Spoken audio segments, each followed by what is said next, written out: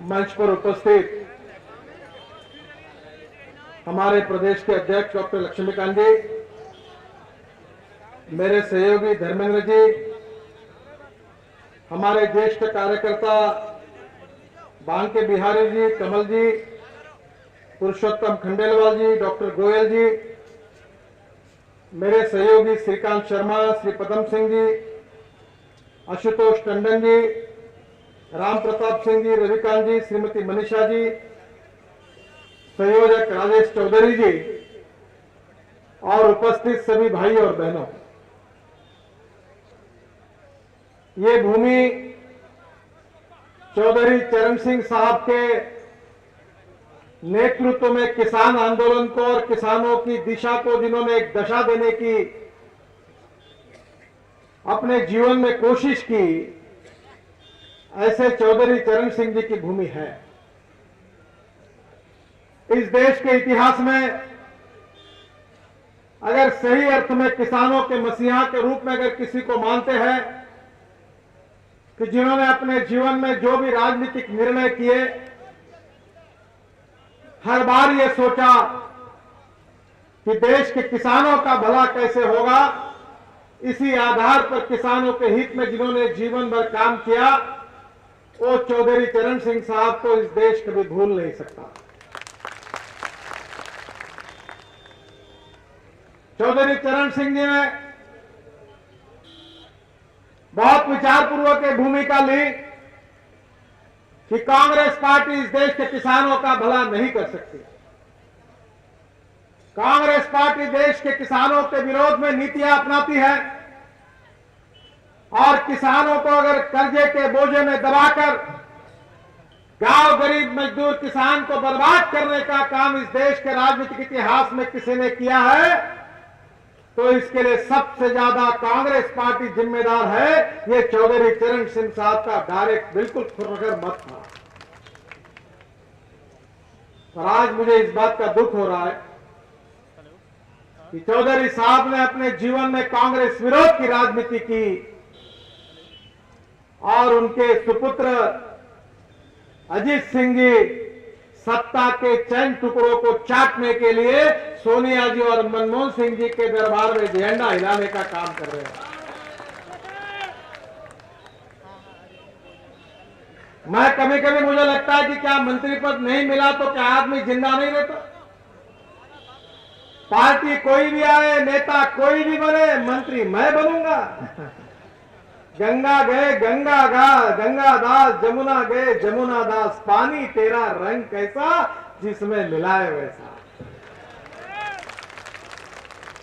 मैंने एक बार पिछले बार मजाक में कहा था कि अजीत सिंह जी की पार्टी जो है वो काली पीली टैक्सी है, जो भी मीटर डाउन कर दे उस दिशा में चलती है। बहनों और भाइयों, आज देश की किसानों की हालत अच्छी नहीं है। मैं किसान का बेटा हूं, किसानों में काम करता हूं। मेरे सहयोगी ने और कार्यकर्ताओं ने मिलकर हम 3 चीनी मिलें चलाते हैं। मैं चीनी मिलों का मालिक नहीं हूं, 12,000 किसान उसके शेयर होल्डर है, उनके कारण वो चीनी मिलें खड़ी हुई है। मुझे कभी कभी बड़ा दुख होता है, आपके यहां उत्तर प्रदेश में बिजली नहीं है। बहनों और भाइयों, हमारे यहां 70,000 एकड़ गन्ना हमारे क्षेत्र में लगा है। आपके मथुरा जिले को जितनी बिजली लगती है उतनी बिजली हमारे यहां किसान 3 चीनी मिलों में तैयार करते हैं। हाँ बता दो, मैं क्यों बनवाऊं? जिनके ऊपर ठप्पे मार मार के विश्वास रखा वो क्या कर रहे हैं? ठप्पे मारते समय वो और चीनी मिल चलाने के लिए हम, ये धंधा नहीं चलेगा। बहनों और भाइयों, इस देश का किसान पेट्रोल तैयार कर सकता है, डीजल कर सकता है। आप में से जिसको संशय होगा मेरे साथ नागपुर चले आओ नेताओं के साथ। अभी हमने किसानों के बेटों को 100 पेट्रोल पंप दिलाए। हिसार पेट्रोलियम और हमारे बीच में करार हो गया, उसमें 10% इथेनॉल डाल देते। और आपको ताज्जुब होगा कि इंडियन ऑयल और भारत पेट्रोलियम से ₹1.5 लीटर सस्ता पेट्रोल हम बेच रहे हैं। इस देश का किसान पेट्रोल तैयार कर सकता है। 10% इथेनॉल, इथेनॉल को एब्सोल्यूट अल्कोहल कहते हैं। आपके यहां शीरा बोलते हैं, उसको मोलाइसिस कहते हैं हमारे यहां। और शीरे से अल्कोहल तैयार होता है, इथेनॉल तैयार होता है। ब्राजील में मैं गया था, अटल बिहारी वाजपेयी जी ने मुझे भेजा था। राम नाइक पेट्रोलियम मिनिस्टर थे तब। ब्राजील में 26,000 पेट्रोल पंप है जहां पेट्रोल में 28% इथेनॉल डालकर पेट्रोल उस समय बेचा जाता था। बहनों और भाइयों, Volkswagen, Ford, Toyota, fiat, Ford, ये दुनिया की 5 ऑटोमोबाइल कंपनियां इथेनॉल पर चलने वाले इंजन तैयार करती है। इथेनॉल किसान तैयार कर सकते हैं, पर इस देश में इथेनॉल की कोई किसी प्रकार का प्रोत्साहन इथेनॉल को नहीं मिलता। 6 लाख करोड़ का इंपोर्ट हो रहा है। पेट्रोल, डीजल, गैस विदेशों से आयात किया जा रहा है। 1947 में $1 की कीमत ₹1 थी। अब 6 लाख करोड़ का पेट्रोल, डीजल और गैस आयात करने के कारण $1 की कीमत ₹68 हुई है। देश की आर्थिक स्थिति पूरी तरह दीवाला पिटने की स्थिति में आई है। मैं भाजपा का अध्यक्ष था, मनमोहन सिंह साहब ने मुझे भोजन के लिए बुलाया था। तब मैंने उनको कहा कि सर, इस देश का किसान इथेनॉल तैयार करता है। आप इथेनॉल पर चलने वाले ट्रैक्टर इंजन, इथेनॉल पर चलने वाले ट्रक, इथेनॉल पर चलने वाली बसेस वॉल्वो कंपनी ने तैयार की है। इस देश का किसान इथेनॉल तैयार करता है। केवल उत्तर प्रदेश के किसानों ने अगर इथेनॉल तैयार किया तो उत्तर प्रदेश की एक भी स्कूटर, एक भी मोटर, एक भी ट्रक और एक भी ट्रैक्टर ये विदेशों से आयात करने वाले डीजल, पेट्रोल पर चलाने की आवश्यकता नहीं पड़ेगी। तो इस देश के उत्तर प्रदेश के किसानों ने तैयार किए अल्कोहल पर, इथेनॉल पर यहां की गाड़ियां चल सकती है।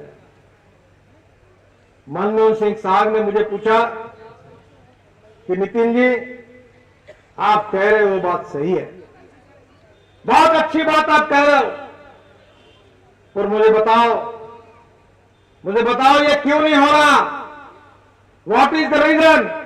ये क्यों नहीं हो रहा? तब मैंने प्रधानमंत्री को कहा, sir, you have a correct question to a wrong person. आपका सही सवाल गलत व्यक्ति को है। मैंने आपको पूछना चाहिए कि देश में क्यों नहीं होता, इसका जवाब आपने देना चाहिए, मैं कैसे दूं? बहनों और भाइयों, अब तो टेक्नोलॉजी आगे चली गई। आपने शायद टीवी पर पढ़ा होगा, इस देश के कृषि मंत्री शरद पवार के हाथ से हमने हमारे यहां, आपके यहां जो गेहूं से, चावल से, सोयाबीन से जो हमारा ग्रीन कचरा निकलता है, बायोमास जिसको कहते हैं, उसकी बढ़िया बनाई है। दिल्ली में मेरे घर पर है। और गैस के बजाय वो स्टोव में डालकर गैस स्टोव बनाए गए और 40% गैस की कीमत में गैस जैसी फ्लेम आती है। ऐसे 5000 सिगड़ियां हमारे एरिया में चल रही है। गैस लोग यूज नहीं करते, वो सिगड़ियां यूज कर रही है। गैस का पर्याय भी किसानों के पास है। इस देश का किसान गैस तैयार कर सकता है, इस देश का किसान पेट्रोल डीजल तैयार कर सकता है। उत्तर प्रदेश में सब कुछ होने के बाद भी किसान की हालत खस्ता हो रही है, किसान बर्बाद हो रहा है। इसके लिए कौन जिम्मेदार है? कौन जिम्मेदार है? हमारे यहां 1 एकड़ गन्ने में 600 क्विंटल गन्ना होता है, 60 टन। और आपके यहां 1 एकड़ में 15 क्विंटल यानी 150 क्विंटल गन्ना होता है। आपका 9 महीने में होता है, हमारे यहां 12 महीने में होता है। मैं लखनऊ में गया था, वहां एक एग्रीकल्चर यूनिवर्सिटी है, गन्ना रिसर्च सेंटर है। मैंने पूछा कि गन्ने की जात क्यों नहीं बदलते?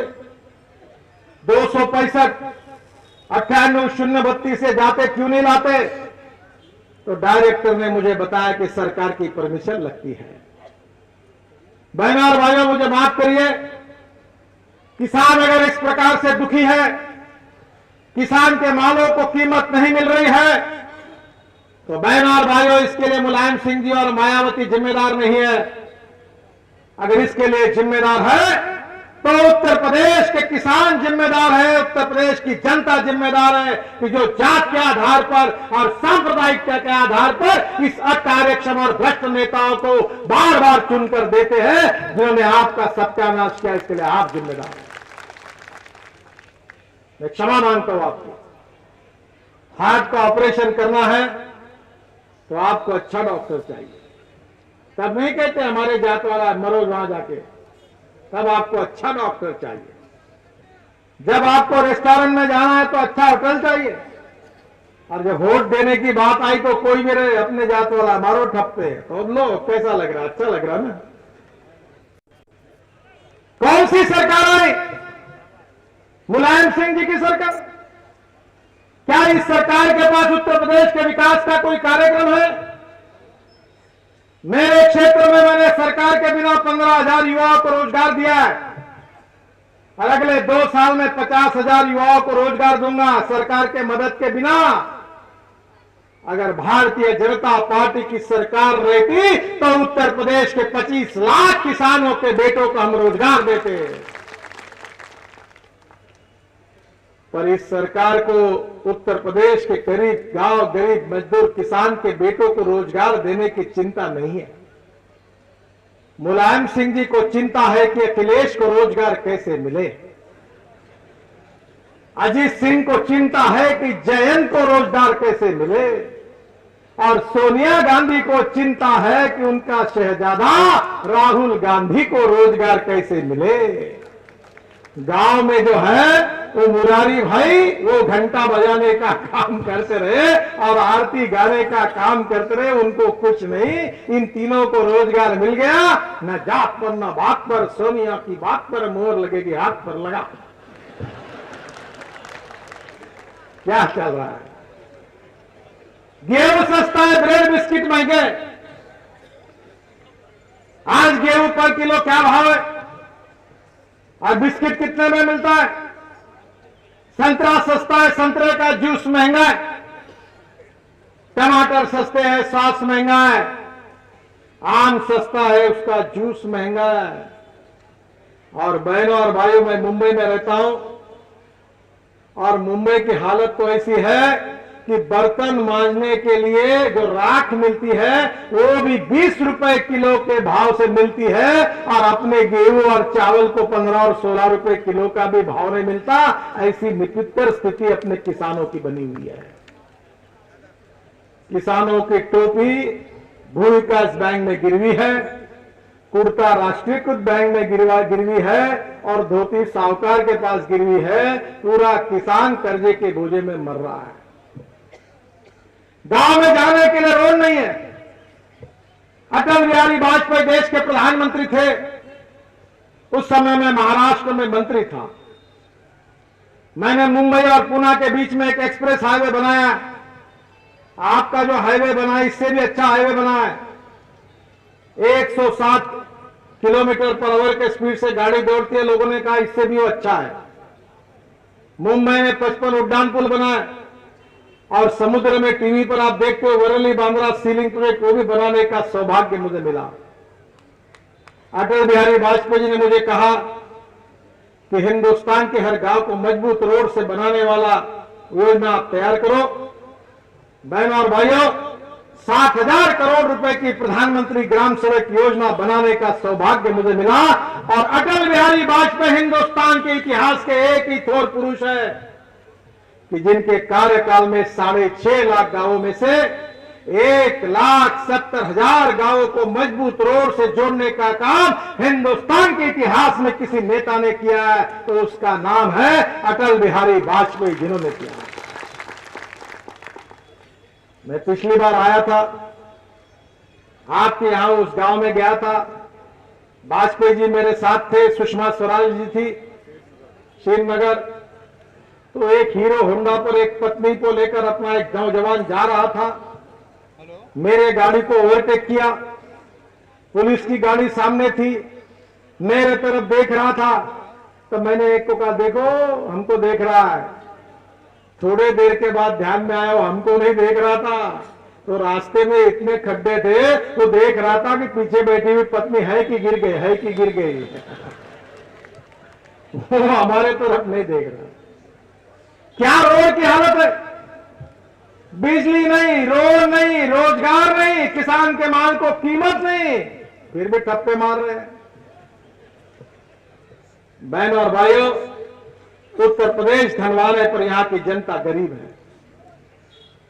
आज उत्तर प्रदेश के किसान, गांव गरीब मजदूर किसान दुखी है। सांप्रदायिकता की और वोट बैंक की राजनीति चल रही है। ये मायावती जी और मुलायम सिंह जी के घर में मंदिर है और उसमें मूर्ति किसकी है मालूम है आपको? कोई बता सकता है? इनके घरों में फोटो लगा हुआ है किस नेता का मालूम है? इनके घर में सीबीआई डायरेक्टर का फोटो लगा हुआ है। रोज पूजा करते। वो सीबीआई डायरेक्टर मुझे मिले थे एक बार, वैसे भी बोलने में मैं साफ हूं। मैंने बोला आप एक काम करो, बोले साहब बताओ। मैंने बोला सोनिया गांधी के घर में अपना ऑफिस क्यों नहीं खोलते? बहुत नजदीक है। रोज बोले कि इसको करो उसको कार्रवाई करो, जो अहमद पटेल वो करे वैसे कार्रवाई करते जाओ। मायावती जी को डराते, देखो सपोर्ट नहीं किया तो बस सीबीआई की कार्रवाई शुरू। नहीं नहीं, मैं कांग्रेस को सपोर्ट करूंगी। मुलायम सिंह जी थोड़ा कुछ बोल देते करके बस एकदम एक सीबीआई डायरेक्टर। नहीं, हम कांग्रेस को बचाएंगे। दिल्ली में दोस्ती और लखनऊ में नूरा कुश्ती। वो गाना था फिल्म में, एक चेहरे पे कई चेहरे लगा लेते हैं लोग, जब भी जी चाहे तो नई दुनिया बसा लेते हैं लोग। एक चेहरे पे कई चेहरे लगा लेते हैं लोग।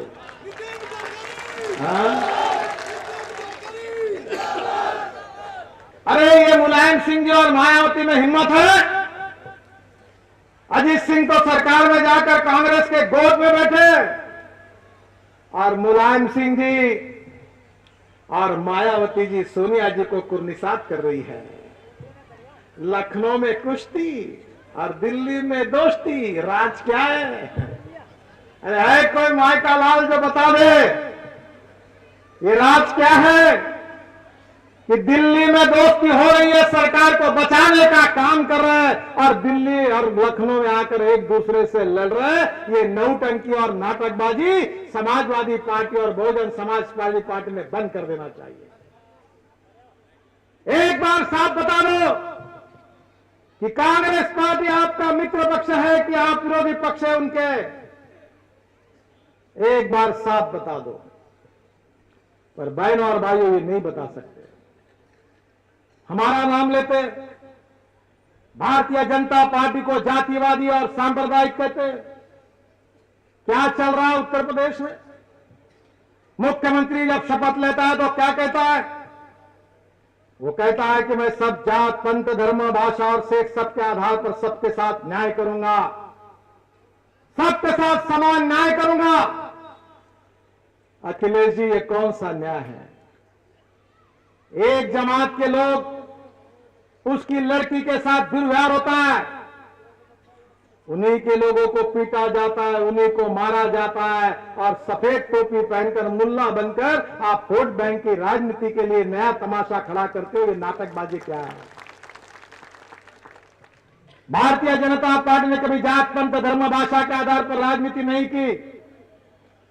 मैं राष्ट्रीय स्वयंसेवक संघ का स्वयंसेवक हूं, विद्यार्थी परिषद का कार्यकर्ता हूं और भारतीय जनता पार्टी का कार्यकर्ता हूं। हमको कभी नहीं सिखाया कि कोई व्यक्ति उसके जात के आधार पर बड़ा होता है, व्यक्ति उसके गुणों के आधार पर खड़ा होता है। इस समाज की छुआछूत, अस्पृश्यता, जातीयता हम उखाड़ कर फेंक देंगे और जात पंथ धर्म भाषा और सेक्स का विचार न करते हुए सबके साथ समान न्याय होगा और सबको समान विकास का मौका मिलेगा। यही भारतीय जनता पार्टी का विचार है। पर क्या हालत बनी है? हमारे कांग्रेस के एक नेता वो ओसामा को कह रहे थे ओसामा जी। हाँ? अभी हम कह रहे थे बांके बिहारी जी, क्योंकि वो ज्येष्ठ है, बड़े हैं। वैसे कांग्रेस का नेता कह रहा ओबामा जी, ओसामा जी। अरे ओसामा जी कौन है? ये कि कांग्रेस के गाइड एंड फिलोसोफर है। अरे जो लोग आतंकवाद का आधार लेकर निरपराध लोगों की हत्याएं कर रहे हैं, बॉम्ब स्फोट कर रहे हैं, राहुल गांधी कह रहे कि मुजफ्फरनगर में किसका हाथ है, आईएसआई का उल्लेख कर रहा है। उन आतंकवादियों को प्रेरणा देने वाले नेता को हमारे यहां ओसामा जी कह रहे हैं। वाह रे वाह, क्या कांग्रेस के नेता है। दिल्ली के बटाला कांड में शर्मा नाम का पुलिस ऑफिसर शहीद हुआ। मैं उत्तराखंड में गया था, एक चुनाव प्रचार में एक बूढ़े व्यक्ति मेरे पास आए, मैं हेलीकॉप्टर में बैठ रहा था, मेरा हाथ पकड़ लिया, बोले मुझे आपसे बात करनी है। मैं बाजू में गया, उन्होंने पूछा नितिन जी जवाब दो। बड़े नाराज होकर कह रहे, बोला क्या हुआ काका जी? बोले मेरे लड़के ने देश के लिए जान दी, दिल्ली में आतंकवादियों से लड़ते हुए मेरा लड़का शहीद हुआ। मेरे परिवार को सांत्वना देने के लिए कोई नहीं आए और आतंकवादी मारे गए। उन आतंकवादियों के परिवारों के लिए सांत्वना देने के लिए आजमगढ़ बार बार समाजवादी पार्टी और कांग्रेस के नेता जा रहे हैं। क्या मेरे लड़के का यही गुनाह है कि उसका जन्म हिंदू समाज में हुआ? क्या अगर वो दूसरे समाज में जन्म लेता तो क्या मेरे घर पर ही आते? ये कौन सा न्याय है? गुनहगार गुनहगार होता है, उसको जात पंथ धर्म और भाषा नहीं होती। गरीब गरीब होता है, उसको जात पंथ धर्म और भाषा नहीं होती। पर क्या गुनहगार को सजा इस बात पर दी जाएगी कि वो हिंदू है या मुसलमान है? हमारे पार्लियामेंट को ध्वस्त करने का मास्टरमाइंड अफजल गुरु, उसको 7 साल सुप्रीम कोर्ट में भी निर्णय देने के बाद फांसी की सजा नहीं दी गई क्योंकि वो मुसलमान था। कैसा देश चलेगा? वोट बैंक की राजनीति ने हमारे राजनीतिक नेताओं को अंधा कर दिया, उनकी आंखें चले गई है। हमारी सीमा सुरक्षित है और पाकिस्तान को पता चला है कि हिंदुस्तान से 3 बार लड़ाई लड़ने के बाद पाकिस्तान हार गया। अब पाकिस्तान ने हिंदुस्तान के साथ आतंकवादियों को भेजकर एक प्रॉक्सी वॉर शुरू कर दी है। गांव गांव में आतंकवादी संगठन के अड्डे बने हुए हैं, निरपराध लोगों की हत्याएं कर रहे, बॉम्ब स्फोट हो रहे, और हमारी कांग्रेस और समाजवादी पार्टी की सरकार आतंकवादियों के बारे में सहानुभूति रखती है, सिंपैथी रखती है। तो मुझे बताइए इस देश से आतंकवाद समाप्त कैसे होगा? भारतीय जनता पार्टी मुसलमानों के खिलाफ नहीं है, भारतीय जनता पार्टी आतंकवादियों के खिलाफ है। अगर भारतीय जनता पार्टी मुसलमानों के खिलाफ रहती तो अटल बिहारी वाजपेयी और अडवाणी जी डॉक्टर अब्दुल कलाम साहब को हिंदुस्तान का राष्ट्रपति कैसे बनाते?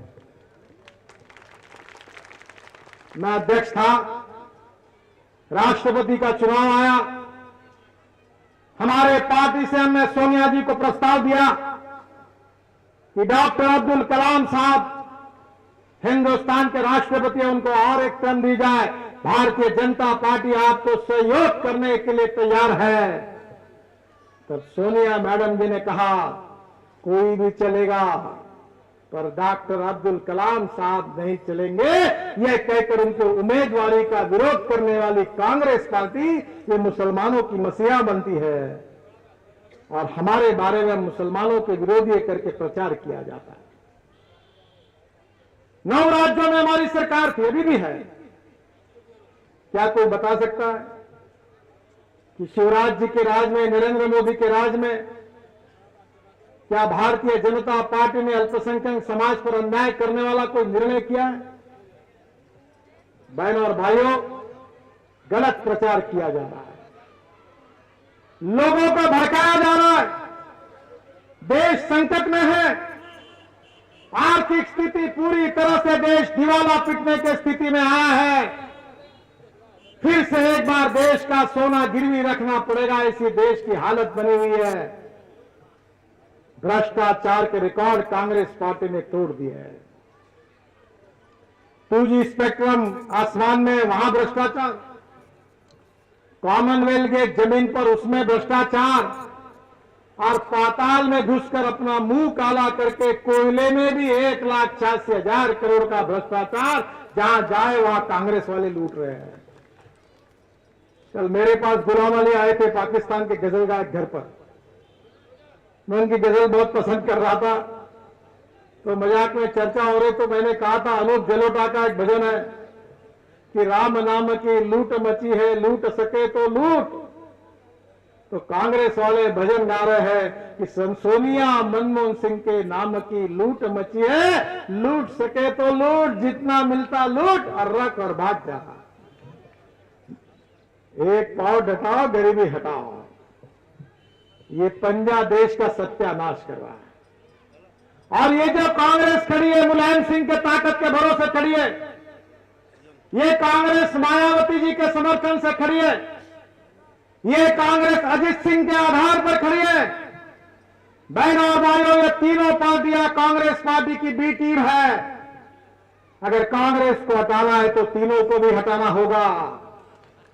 और मैं आपको वचन देता हूं कि भारतीय जनता पार्टी की कोई अलायंस अजीत सिंह के पार्टी के साथ होने का सवाल ही नहीं उठता। अब जो हुआ वो इतिहास हो गया। अब भविष्य में हम अजीत सिंह के पार्टी के साथ कोई अलायंस नहीं करेंगे। अब मथुरा से खड़ा होगा तो कमल के फूल पर हमारा उम्मीदवार खड़ा होगा।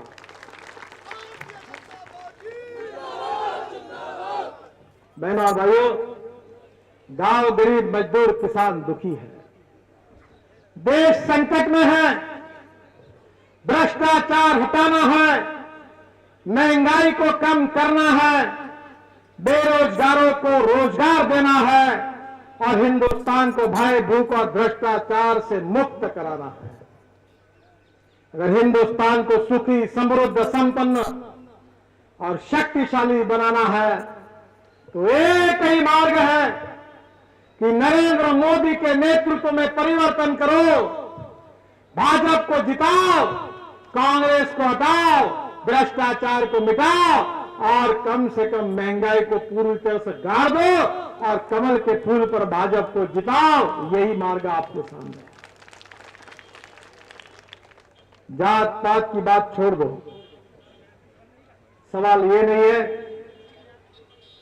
कि देश का प्रधानमंत्री कौन होगा, सवाल ये नहीं है कि मुख्यमंत्री, मंत्री और एमपी कौन बनेंगे। सवाल ये है कि हमारा देश कैसा बचेगा। हमारे देश को बचाइए। इन कांग्रेसियों की नीतियों के कारण हिंदुस्तान बर्बाद हो रहा है। दुनिया में हमारी विश्वसनीयता समाप्त हो रही है। पहले 117 नंबर पर हिंदुस्तान था, पर कांग्रेस वालों ने कमाल कर दी। अब हिंदुस्तान 133 नंबर पर गया, बांग्लादेश से भी पीछे चला गया। हम धनवान देश के गरीब नागरिक हैं। देश को बचाइए, भाजपा को लाइए, परिवर्तन करिए और कमल को खिलाइए और भारतीय जनता पार्टी को साथ दीजिए। यही आपको आह्वान करता हूं। बहुत बहुत धन्यवाद। जय हिंद, नमस्कार।